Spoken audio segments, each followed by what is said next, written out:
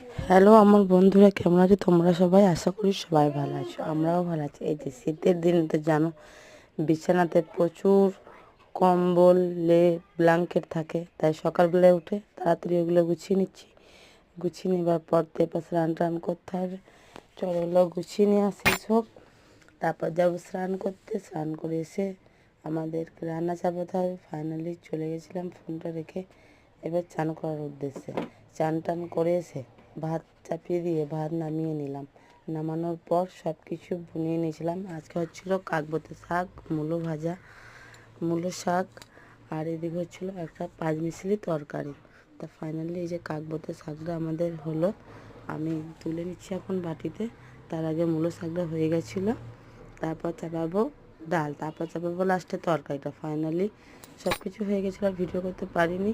এই যে আমার মেয়েরা এখন